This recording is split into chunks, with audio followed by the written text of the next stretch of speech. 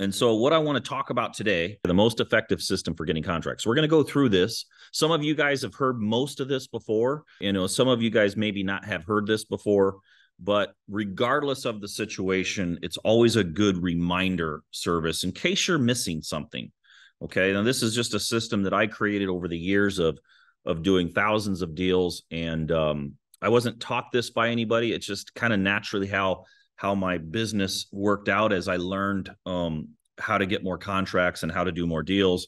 This little system kind of emerged out of necessity. So when it comes to getting contracts in a competitive market, the system that you have has to be dialed in. All right. We're in a very competitive market. And maybe some markets are more competitive than the others, but every market is competitive. Every market.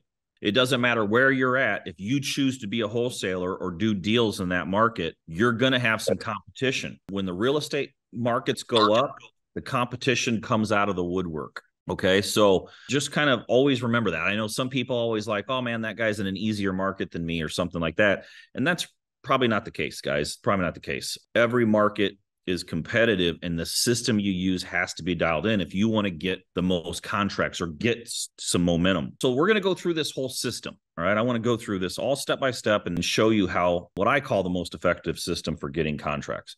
So first of all, I'm not going to get real deep into the leads side of thing, creating leads, because that's not the focus of what we're going to be talking about today. But you got to have lead generation.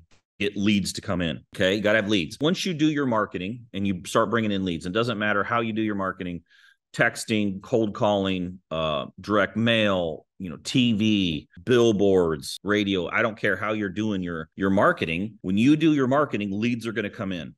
Okay. Now, when those leads come in, this is where the activity starts. All right. So the first thing you're going to do is those leads are going to come in. Now, in my system, I do it different than a lot of people, you guys. In my system, those leads don't come into an acquisitions person. Okay. We're going to understand that better throughout today, but those leads come into a lead manager. All right. The leads come into a lead manager. The lead manager takes control of the leads. All right. I did this by accident in my own business. When I had leads going directly into the acquisitions people, AKA me, at one point, all my leads, the lead generation leads would come into me. I noticed I had bias to leads. Okay. There were some leads that I just would fall in love with the location or the look of the house or something like that. And I would offer more. Once I figured out you got to disconnect any favoritism towards a specific style of home or a lead, you're going to do more deals and you're going to make more per deal. So those leads come into a lead manager. Lead manager is not getting paid a commission whether or not that deal gets wholesaled or not. Okay, that lead manager's job is to screen good leads, bad leads in this first part. So that lead comes in, the lead manager determines, is this a good lead or a bad lead? Now, let me just make this real simple for you on knowing if it's a good lead or bad lead. Is there equity? Okay, I want to repeat that. When that lead comes in, you have to determine if it's a good lead or a bad lead. The way we determine if it's a good lead is there equity? Not motivation. I think a lot of people are still messing this up. We determine whether it's a good lead by if there's equity, not motivation.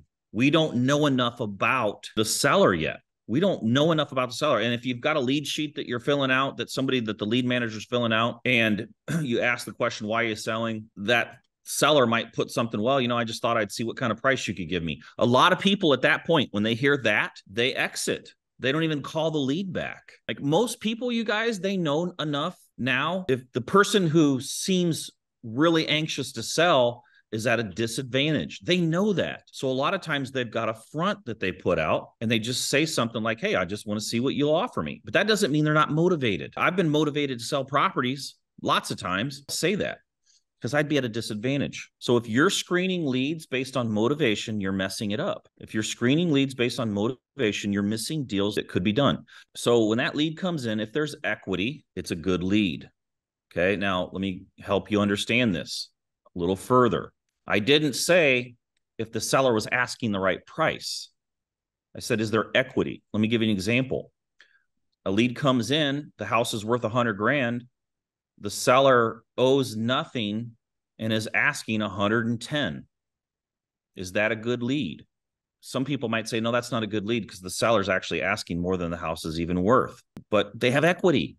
They owe nothing on the house. That's a good lead. We can talk them down. Listen, guys, you are in the business of negotiation. If you think in a competitive real estate market that you're going to get leads where the lead comes in and the seller's asking half of what it's worth, if you think that that's the game you're playing, you're going to be disappointed.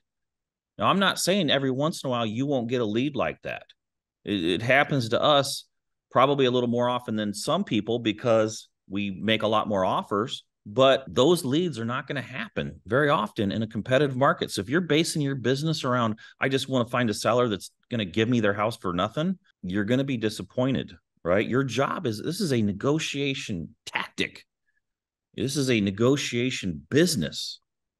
Right? We make our money through the negotiation side of this thing. So that lead comes in and screens for equity. Okay, so now let's say they were asking 110 for a house that's worth 100, but they owe nothing. There's a lot of equity there. How cheap can we buy that house? Well, we can get it pretty cheap. What if the house is, the house is worth 100, the seller's asking 50, but they owe 100. There's no equity.